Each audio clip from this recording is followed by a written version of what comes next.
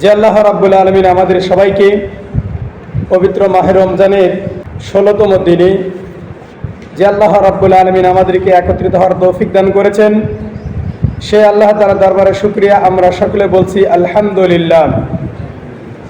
দরুদ ও সালাম বর্ষিত সেই মানবতার মুক্তির দিশারি, মানবতার মুক্তির পয়গাম, দু জাহানের কান্ডার রহমতের ভান্ডার, ইমামুল মুরসালিন, খাতামুন নবিয়্যিন জনাব মুহাম্মদ রাসূলুল্লাহ সকলে বলছি সাল্লাল্লাহু আলাইহি ওয়াসাল্লাম।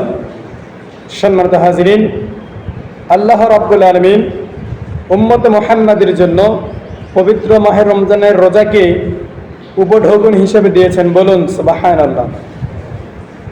যদি কোনো আদম সন্তান পবিত্র মাহে রমজান পাওয়ার পরেও নিজেকে সংশোধন করে নিতে পারে নাই, নিজের জীবনের গুনাহ খাতাগুলো মাফ করে নিতে পারে নাই, আল্লাহ রসুল হযরত মুহাম্মদ সাল্লাল্লাহু আলাইহি সাল্লাম ঘোষণা করতেছেন ওই ব্যক্তি যেন ধ্বংস হয়ে যায়। বলুন নাউযুবিল্লাহ।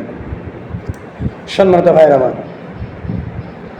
তো যে আল্লাহ রাব্বুল আলামিন আপনাকে আমাকে উম্মত মুহাম্মদ হিসেবে দুনিয়ার বুকে আসার জন্য তৌফিক দান করেছেন, এই জন্য সেই আল্লাহ তাআলার দরবারে আবারও শুকরিয়া সকলে বলছি আলহামদুলিল্লাহ। সম্মানিত হাজিরিন, একটি দিন করে আমাদের মাঝ থেকে আল্লাহ রাব্বুল আলামিন 15টি রোজা শেষ করাইছেন।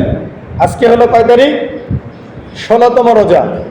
এই 16তম রোজায় সিয়াম সাধনা পালন করে আমরা এখন যদি মনে করি যে আল্লাহ তাআলার কাছে বেশি বেশি করে মাগফিরাত কামনা করি, যে বিগত রোজা নামাজগুলো যেন আল্লাহ তাআলা কবুল করেন, আগামীতে যে রোজাগুলো আছে এগুলো যেন সুন্দর সুষ্ঠুভাবে আদায় যেন করতে পারি, সে তৌফিক যেন আল্লাহ তাআলা দান করেন। আমরা সকলে বলি আল্লাহুম্মা আমিন।